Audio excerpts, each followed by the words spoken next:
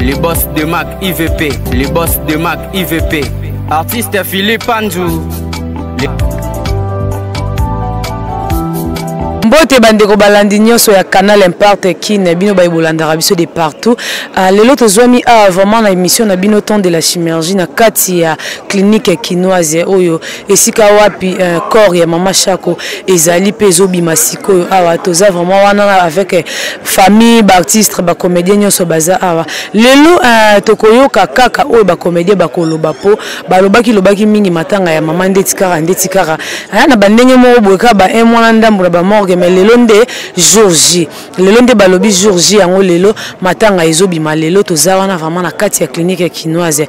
Christian Pera ya Divine la Duchesse, Christian Pera ya Divine la Duchesse balobi mariage na kati ya bateau et pesi panique Suisse mobimba. Pourquoi pas tina kati ya Afrique awa bato bazui panique rosaranate tina matanga lisolo ezara moko ya Christian Pera ya Divine la Duchesse.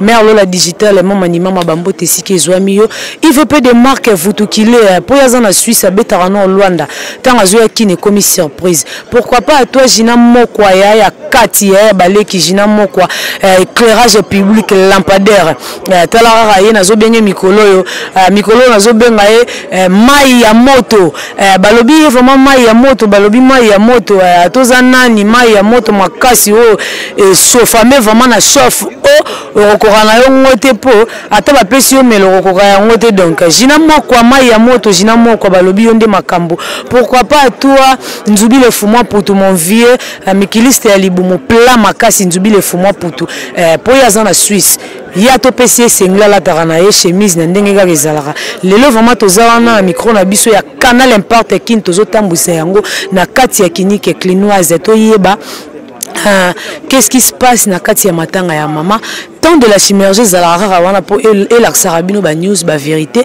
bisika wapi vérité bombami temps de la chirurgie paza wana po apanzana ye vérité ngamoko vraiment la chirurgie moi si nzambe na za wana na tambusa micro ya Canal Impact Kin. Bonjour. Bonjour. Maman chérie to moni wana matanga ya mama la biso Shako o meke mpe ko yebisa biso vraiment ba bon moment nini yo passa na mama ba souvenir ya malamu nini na ya mabe oyo za na mpona mama. Ba souvenir ezebele ya ebele donc ya ebele vraiment ya mabe kokozala parce que aza maman mutu azanga mabe te des fois so mutu akufi tolobaka ke azaki malamu mais ba souvenir ezebele parce que c'est une mère pour moi na vie privée na carrière nanga parce que bientôt on va préparer 10 ans en groupe nanga il fallait honorer ngai même malheureusement akufi donc na komona susu awa ekolela mama na biso Shako to boyi te bien sûr mais bouti susu ko perdre mutu munene tatuka diombo ezande nini baliwa ya bino ba artiste komi ko landa en droit ba soso c'est normal les ka ba artiste c'était ça ka ba artiste ka ndi ba kufaka te ba artiste boza ba musicien bazali ba comédien bozali mais na kotala boye na ba musicien depuis papa toyoka papa wimba kufa ti lelo moko bakisa mite mais bino bozo landa na kaka. Bon, liwa c'est normal. Côté liwa vraiment wana nzambe nde monteza mystère na yenga moyena lubango yati parce que partout liwa ezali ezaka te na monde à comédie. Donc liwa est partout.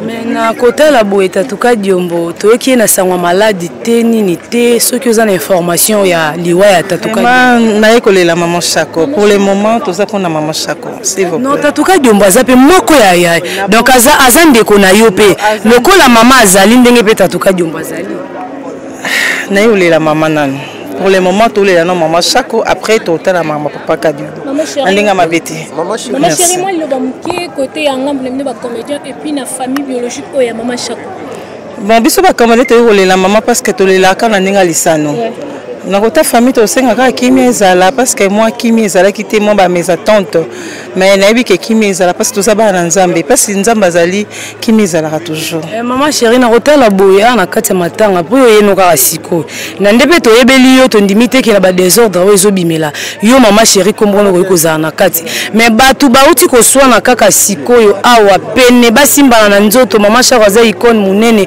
et si ba installer déjà ba mamunyo so matanga lingo bima batu bazo continuer toujours que soit nati bon mutu na mutazara na éducation na ye mutu na mutazara na éducation parce que prévenir ngai ba bizo bana vraiment na zala raté parce que je me respecte pour me respecter, il faut se respecter. Moi, conseil pour la bande de bazo ça batapage à reçoit. Bah vini ba sala. Ma chérie toro baksa moi linoba. J'espère que nous sommes les cas et les cacanes. Très bien, non. Maman Chako, faut que baza une mère, c'est une maman. Donc par rapport à âge naïe, il faut qu'il me vraiment ça. Oh, ça tapage à rapport nanga, ils ont une famille na bango. Dans un malédique. Biso on a travaillé boye, biso to bandaka boye. Oh biso to mona passe bino bo mona ngote mais to linga pete bo mona passe. Et nous ko ya lo baka na yango jour to jouaka bien sinon on a groupe sans souci d'Afrique. Donc voilà, souvenir pena malamu na garda conseil wana. Souvenir à malamu yango wana siko par rapport ya moi mes attentes qui entre famille na ba comédien, j'espère que boyokani. Papa, donc mes attentes wana za qui pena ndenga mabete. Ils ont ndenga mabete za li kambuto bimisa neni to sala ndenga nini donc bato bazongo pena na ndenge mususu te ezali nango normal ezali normal eza mésentente mais ezali moi dialogue moko voilà lancer message moi ba fan na bino nyonso balinga en tout cas ba soutenir biso toujours baza toujours de cœur na biso o nyonso les canaux réseaux sociaux o nyonso les canaux télévision to yebi ndenge nini ezalaka en tout cas bo pesa biso toujours confiance pardon oya koyoka problème ya artiste intel bengaye bozala ba numéro na biso benga tuna qu'est-ce qui se passe a kopesa yo raison naïe donc ils ont raté que mutobi likambo tout moni ba artiste parce que ça belé bazo fingisa biso et belé pe bazo bonisa bazo bande ba pota o bazo bebisa mais non c'est là ba o ba bebisa bazo ngano sur les doigts chez nous mbiaka na musalo à théâtre va souvenir les belé semaine où akufa ki lundi nango c'était prévu de voyager naïe y compris quelques acteurs naïe na quelques acteurs nanga tonga to sala film moko eza 60% na kitete là 40% à lingala et to répéta ki makambu tout bon OK banda wana na répéter té na zo tourner té et jusqu'à ce que to kendo tike place na ye asuka vraiment ça ngwe sala ki ondeni eroke ke mashaka kufi bon la ndimaite hein et puis la mutaï bisenga et puis la bengai puisque na projet moto zaina ba et puis la roi des best et puis la mutabenga nga bisenga o mashaka kufi azana remplacer na mode ya comédie to azati te na mode ya comédie ba remplacer mututé pour ça et quoi ça peine mutu ko imita mutu wana imitation eza ko remplacer te yo tuni imitateur te yo tuni remplaçant batika la ko remplacer mutu monte boba sima ya mama Chako mama Bipendu basali école moko ya munene to ko boya ngote baza ba modèle l'indimité c'est au fouiller na ba groupe nyonso to zanga komona moto a jouer le quoi mama Chako toujours ba rozala mais on ko remplacer ndé article zalate mama Chako zaka mama Chako et il mange na article na mémoire na biso pourquoi pina ba bino ba comédie beaucoup frappé bilé non ba comédie comme tu vas ku fater lelo to ko kunda mama Chako zela permettre puisque ba comédie ne beaucoup fater ko ba musicien bazali ba ku fater ka bino ba comédie non c'est pas ça au moins ni d'angle par exemple moi toujours kende lelo nécropole tam sous comédien lelo na nécropole azo kunda makaka mama Chako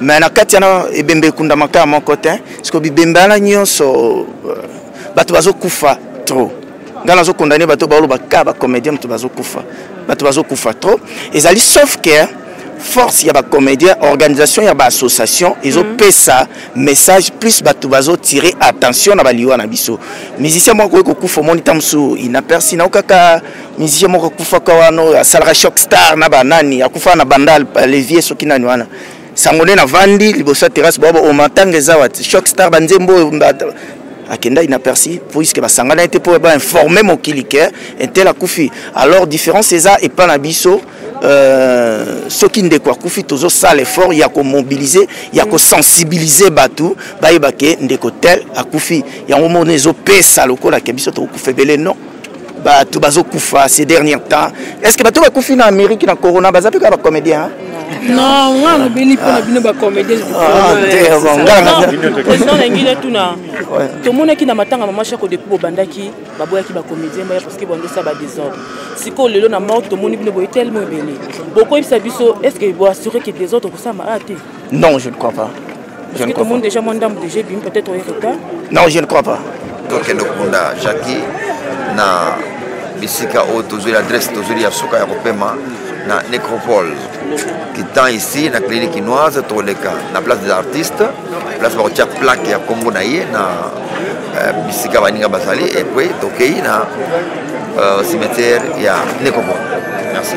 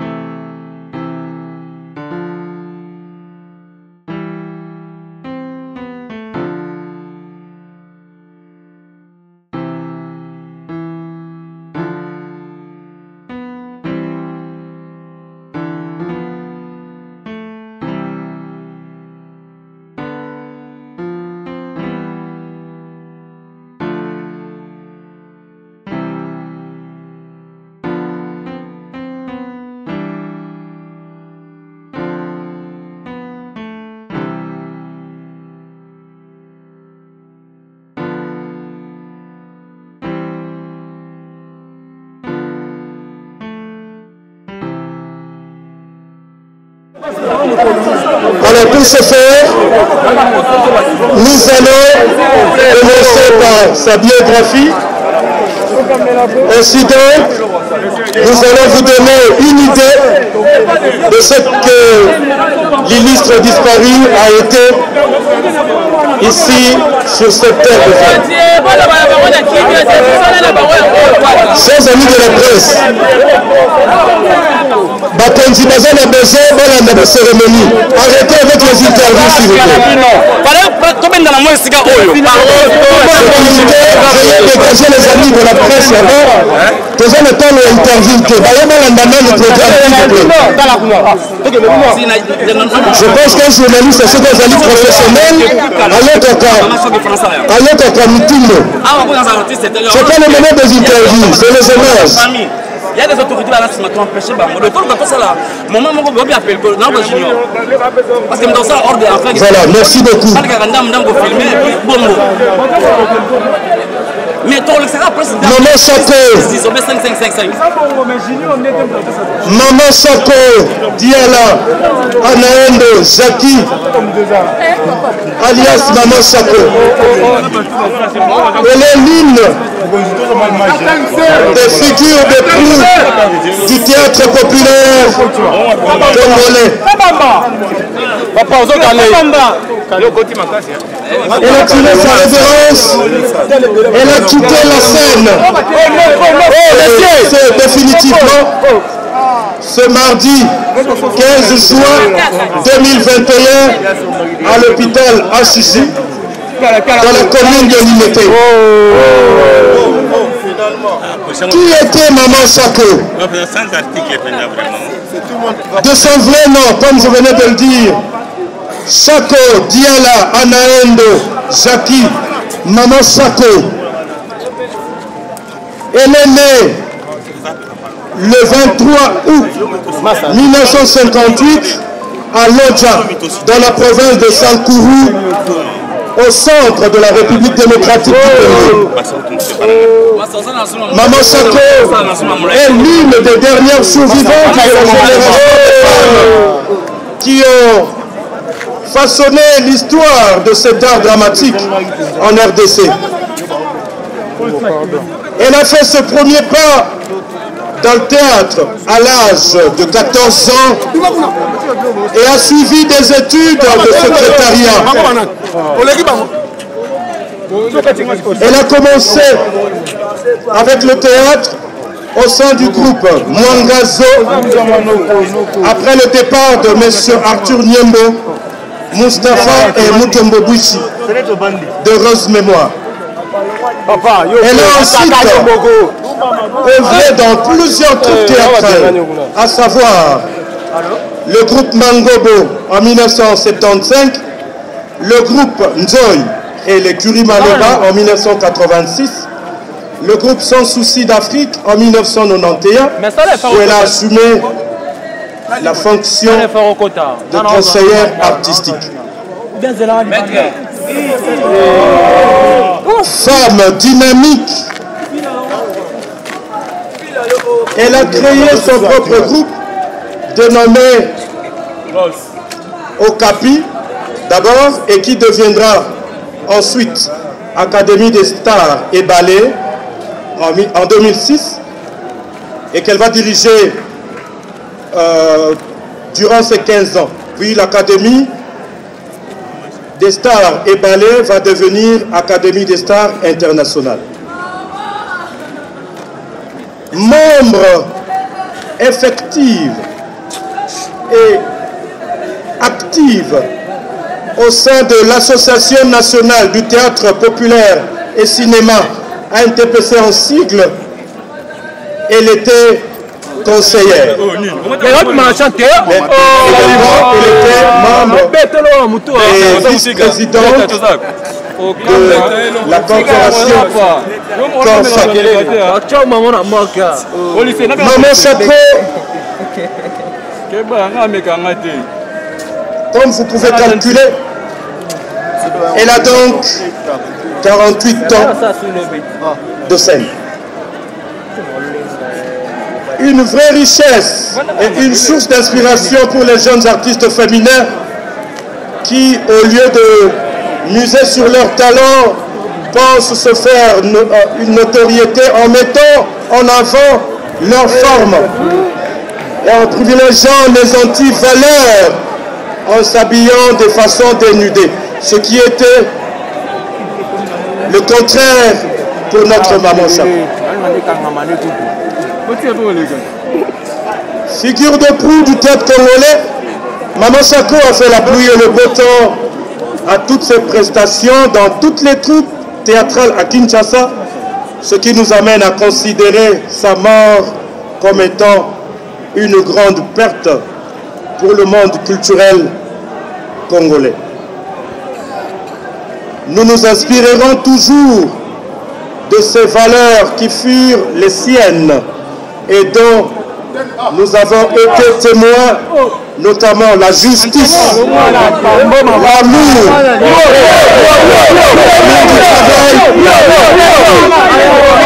l'amour du travail bien fait, la solidarité familiale, la détermination, le dévouement, l'abnégation. Voilà donc en quelques lignes ce que nous pouvons retenir de ce qu'elle a été, celle que nous pleurons ce jour et qui était pour chacun, pour d'autres, une fille, nièce, grande sœur, petite sœur, tante, grand-mère, belle-sœur et amie, ainsi que collègue de travail. Que son âme repose dans la paix du Seigneur en attendant le retour glorieux du Christ, lui dont le Père agit sur nous au travers de ses voies insondables. Pour clore avec ce mot, nous ne pouvons que dire mille merci à Maman Chapeau et tous ensemble nous disons bravo l'artiste. Est-ce qu'on peut applaudir très très fort pour la carrière, pour la vie de Maman Chapeau. Naïm que Batou Baza est belé, Batou a un mauvais souvenir de la Maman Chapeau, mais que ça vraiment, compte tenu à temps, on va pas continuer. Que Shaba Moscovitch, oyo azali parmi bato bayambaki Maman Chapeau na mosala, aya kopesa témoignage na ye. Monsieur Shaba, s'il vous plaît. Moscovitch, hein, l'autre.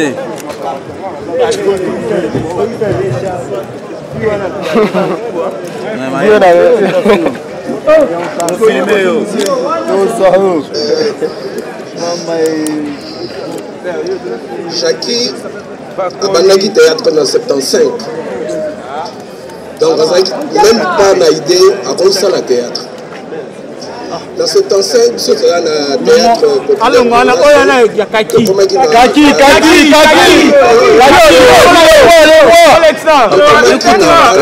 il y a Banabasi,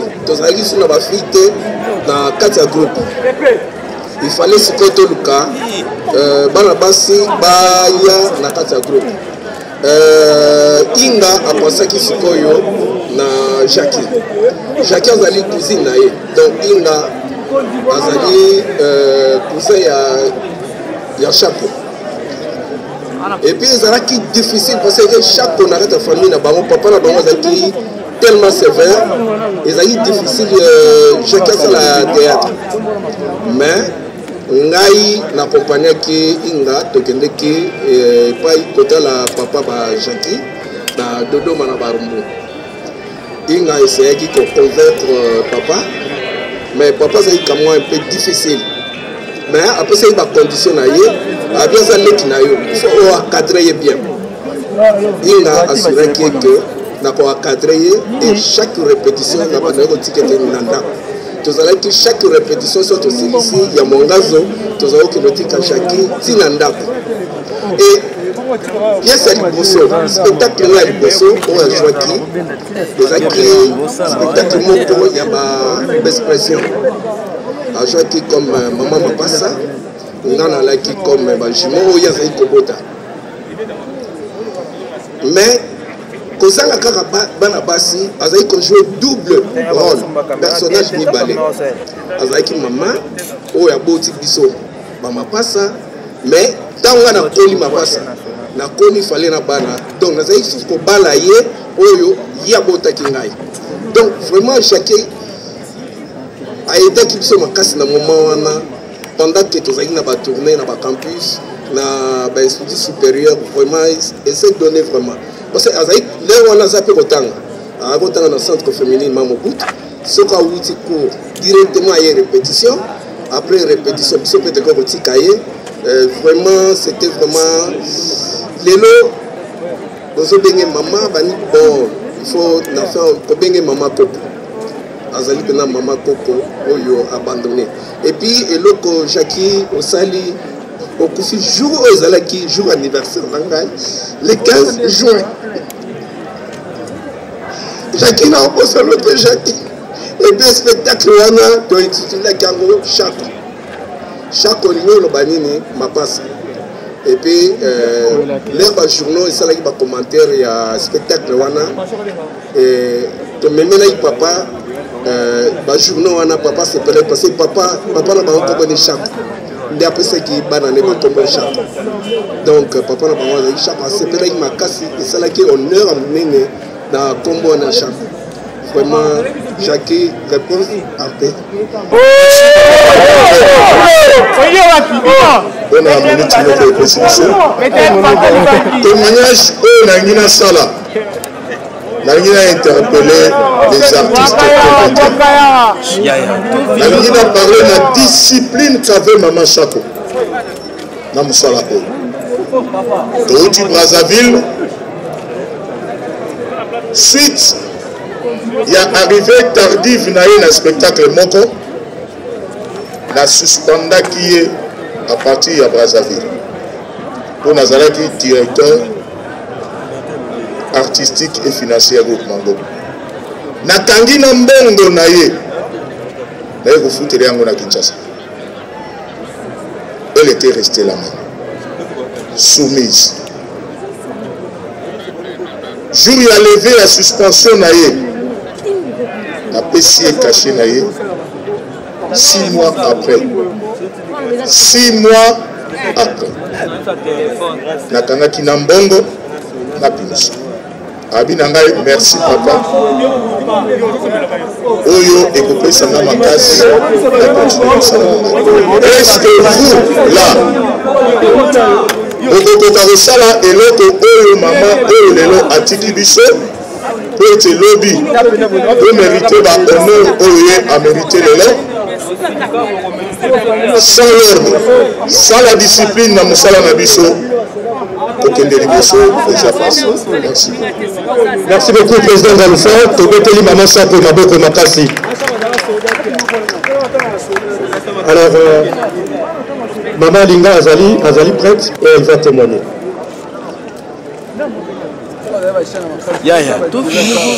Chaco, attends seli. Donc il a souki. Yomoko ebindeni bandoza, suite au kutani bisombali. Yoko kozo elo kinenda kundeni. Ngabite noko tikana kende na ondako. Albi atovanda no muke. Osela nanga kamwanga ingai na Thomson Tolia. Po lamba na limbondo. Ngabi okonyoko langa bopwana. Tango mabele lisi akufaki na keko kangaye. Na lobi ale kota na se. Bazo simba shako bona maboko. Yemoka vanda na azo yoka. Na le moto na minu ebi se pousse na lisu na kati moto na chemise abi yo lia kaka bato minu tina simba cercle ya nani ya mabele lisi tanga komi akange benda mabele lisi babi yo nani alobi ezanga motetela ngande moto na kangi ebemba ya mabele lisi yango na sol baba tetela tu bavandi babinde na zalia na kolobelo ti kwa bino moko mitema boza wana boye bino batetela po ya lali azanoko na nga ngana shako moni shako alaki mutuma abandoli nga bozo bate surtout makamba musala théâtre abandoli nga makamba bozo bate omota mususu yemo kafanda motema mukuse asiliki nga bisoko osiliki osala nga pe motema mukuse lokwayo yo zanoko na nga le misala ka solo bi ozanoko na nga olingina fundo nga bi ofunda nga epanani nga bi boli kambote to bando zana biso bien na ba mabi pendu to eto to zala na problème moko ezate omonika basani soki eza place moko etutanaka nde tozalaki me tozalaki bomoko tobanda olinga mosala na biso respect ya air yango nomoni tolandaka ndenge toza boye tolandaka mosala na biso na ndenge ya bien mpe nazofélicité bana yango banzondingere batiki mama chapo te kolala kuna kovanda kozala na ye bien po baye bien fait na ye bino mwa bozomona nde tozala papa mosumu aza na bato nyonso bayali wana epuis lisusu na remercie badélégation oyo eye lokwa fondation mireille isu mama dani na remercie po batiki biso merci mpe na remercie bino bajournaliste nyonso ata bajournaliste nyonso banzondinge na remercie bino nyonso na bajournaliste nyonso bazali bakababode baza nazokokoloba te po bozokomaka Voilà, Tobeteli Maman Sapo Makasi à travers ce témoignage, il y a Maman Alinga. Alors, nous voici malheureusement à la fin du spectacle à One Man Show présenté par Damassa, l'une des grandes actrices comédiennes de notre pays, la plus ancienne encore très active. Malgré les nombreuses difficultés que l'artiste comédien congolais connaît depuis de lustres, elle est demeurée toute sa vie dans la profession en refusant de vivre dans la résignation. Femme battante, elle a beaucoup milité pour la transformation positive de nos conditions socio-professionnelles, afin que nous sortions de l'état de précarité dans lequel nous vivons, nous les artistes dramatiques congolais. Et cela depuis plusieurs années. Raison pour laquelle nous luttons dans l'ANTPC, l'Association nationale de théâtre populaire et cinéma, depuis plus de 20 ans, où elle a assumé avec brio ses fonctions de chargée de social au comité national jusqu'à sa mort. C'est donc malgré elle qu'elle est obligée d'interrompre brusquement et définitivement son apostolat, consacré entièrement à la conscientisation de la population sous fond de bonne humeur dont elle tenait seule le secret. Oui, depuis l'âge de 15 ans, Mama Chako a passé la plus grande partie, si pas toute sa vie professionnelle, dans le domaine de la culture et des arts, particulièrement au théâtre et au cinéma. Convaincu du rôle combien important que l'art dramatique et le cinéma congolais ont à jouer pour transformer positivement notre société en vue de son développement intégral, Mama Chako aurait sans nul doute souhaité être encore de nôtre, surtout à l'étape actuelle décisive de la marche du pays. Mais le maître du temps et des circonstances en a décidé autrement, que sa volonté soit faite. Toujours derrière le rideau où elle se trouve, où elle nous lorgne, elle me souffle de rappeler notre refrain de tous les jours, celui de savoir pourquoi les différents gouvernements et les différentes législatures qui se sont succédées depuis l'indépendance de notre pays ne sont-ils jamais arrivés à voter une loi sur la politique culturelle spécifiant le statut de l'artiste congolais en général, gage incontournable pour l'amélioration de nos conditions socio-professionnelles. Sur ce, nous faisons croire que la présente législature ne manquera pas, dans sa prochaine session parlementaire du mois de septembre, de s'y pencher. Très cher vénéré Chako, avec autant d'amertume, nous, tes collègues de profession et tes nombreux admirateurs, regrettons profondément ton départ et demandons à Dieu Tout-Puissant ainsi qu'à sa corde d'ange de vous recevoir dans sa dernière demeure. Avant de terminer, nous tenons à remercier sincèrement toute la population congolaise et les artistes comédiens en particulier pour avoir compati à cette douleur de séparation. Adieu, Mama Chako. Tu resteras gravé à jamais dans la mémoire de nous, tes collègues, membres de l'ANTPC et de toute la famille théâtrale. Que la terre de nos ancêtres te soit douce et légère. Je vous remercie. Nous avons accédé, étant donné le rapport particulier que cette population a tenu avec nous. Son Excellence la ministre de la suivante fait préparer la main. Voici le voici le gouvernement culturel de l'une des plus grandes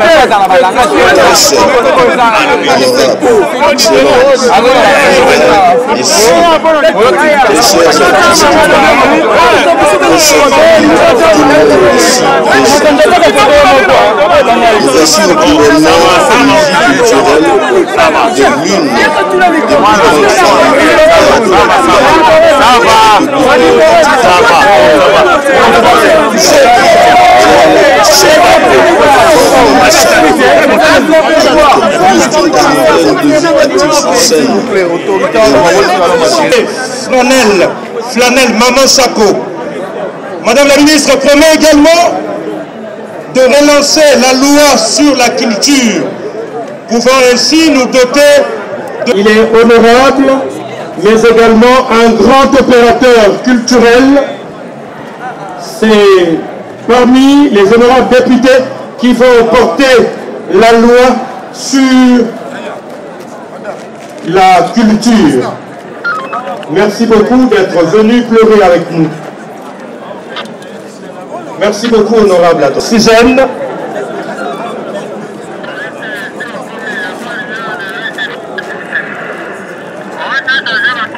Après, nous allons prier. au représentant de son Excellence, Madame la Ministre de la Culture, Art et Patrimoine, a déposé sa gerbe de fleurs. Entre-temps, que le représentant du gouverneur de la ville se prépare.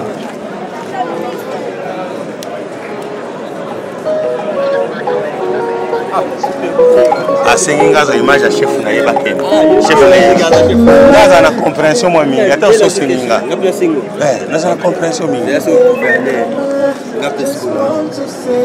nasa muntu est-ce que nasa fait la robo non so seconde le va faire ça fait pour ça on est bien.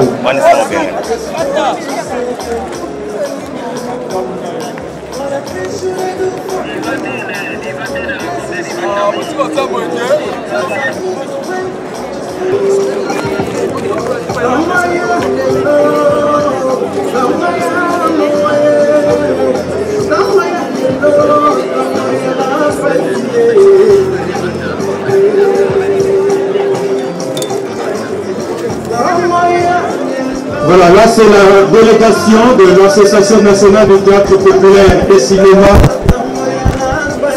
produit de main de maître par monsieur l'ambassadeur de la paix, Ndungi Mambimbi Masumu de Brende Yalakayala,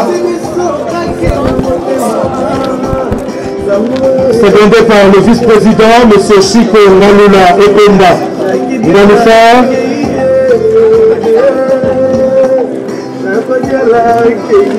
Maman Fatou, chargée de social,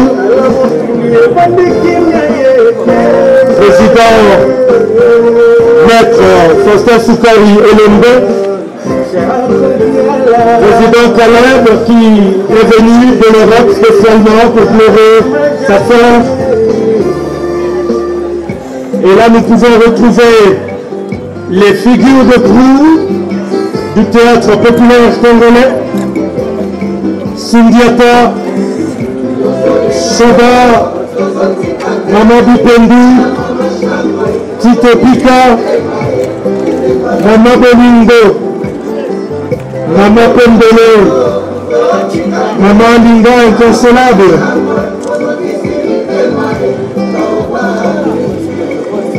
Apple Likoy, Apple Filenza qui est venu de Belgique pour pleurer sa mère.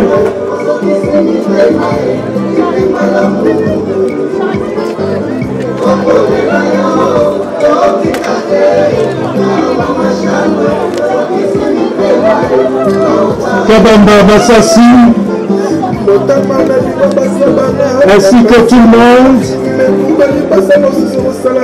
Merci pour ce témoignage d'amour envers Maman Chako, votre collègue.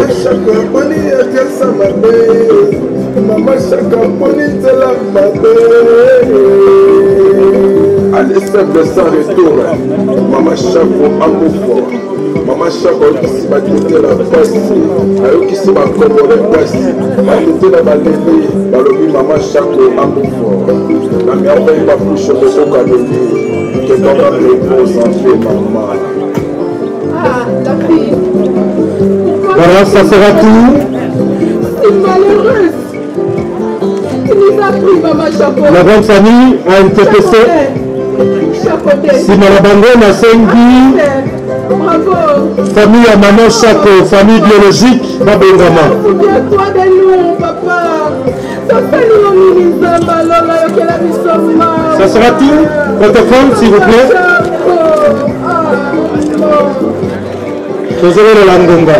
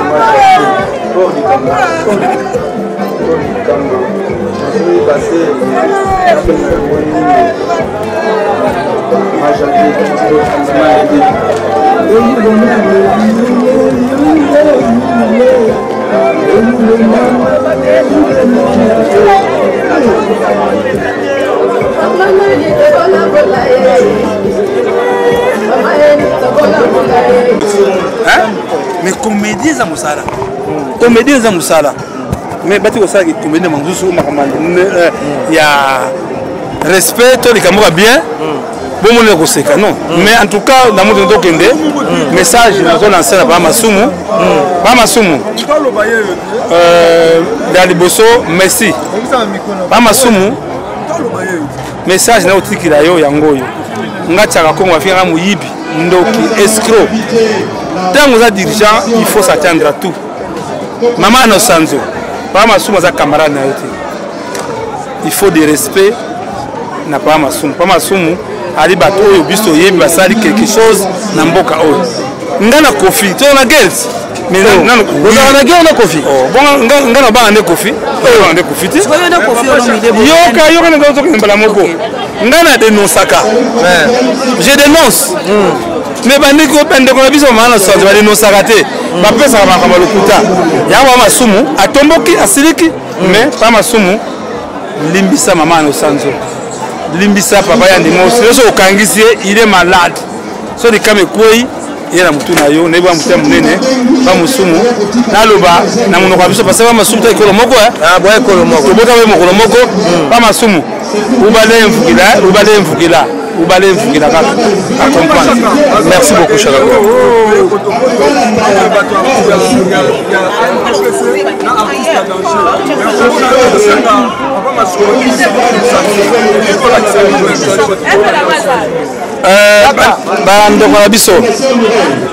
Bon, très bien. En danger, et il y a quatre ceux qui va bengi été. Ceux qui famille à maman Chako, soit bien ngate. Nangana zalangate famille machako mutu e benga ngai tanga ba bengi ngai na aider bango ndenga sala ba démarche baza libre ko matanga ezali famille an PTC za baninga na ya musala mulaza likola bango ezali famille mais le na remercier couvrir la ville de Kinshasa papa Jadingo Bila abenga kibiso papa Masumu papa Elombe papa Boro na famille to na hôtel de ville yango moni que tout ça ensemble il n'y a pas de problème bolongo la polémique en tout cas elo va servir la moni maman pembe la kei tout ça ensemble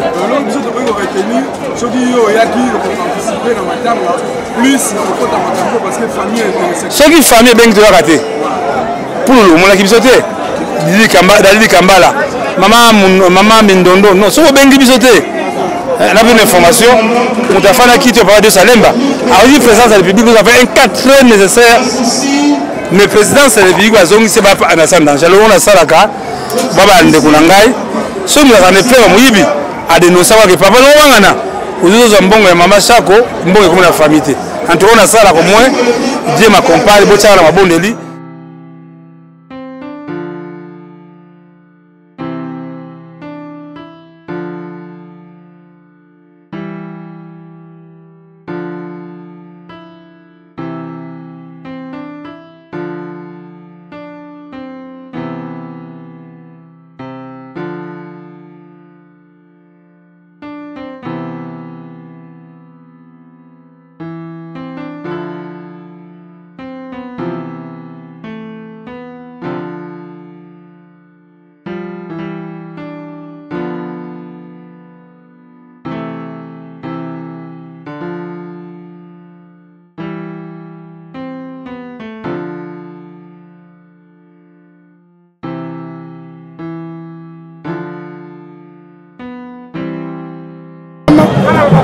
Comme souvenir, c'est la période en 2017. Tout ce que occasion moi voyagé na maman Olive Lembe na Nord Kivu. La femme qui naie quitte na ngaya na sima ma habité. Mais ça vraiment animatrice bien. Na biso babala naie balé qui naie vraiment sans polémique très bien là. Mais là on a retenu pendant le bas a remarqué ba étoile montante. Respect na Mikolo Zarate. omona moto obimi lelo so babenge na 2, 3, 4 personnes mbala moko ase mesure me mokolo wa banda oyo akuta ye abi eza bien te fo toluka tolongola équivoque wana eza malédiction oso oza na ranki na bato esika lipambo oyo oya oyeba te eloko nga na retena vraiment loba plusieurs fois yango wana aza ikona ça fait mal ya koperdre lelo omoni mboka oyo ezanga bakoko ezaka futi biso personne ezaka bango il faut bazalaka tozwaka conseil artistique na nzela na bango mais okango bango noti bazokende ça nous diminue force est aussi là donc torobani liwo ezali fe moko naturel moto alongolaka mpo azalaka nete nzambe yesu kutu akenda mpenga na nzela wana donc nga interpele nga kaka natambola binyoma mpo ekoya lelo tolobi toyebaka te moto ayebi nyonso eza nzambe donc c'est ça makoloba ngo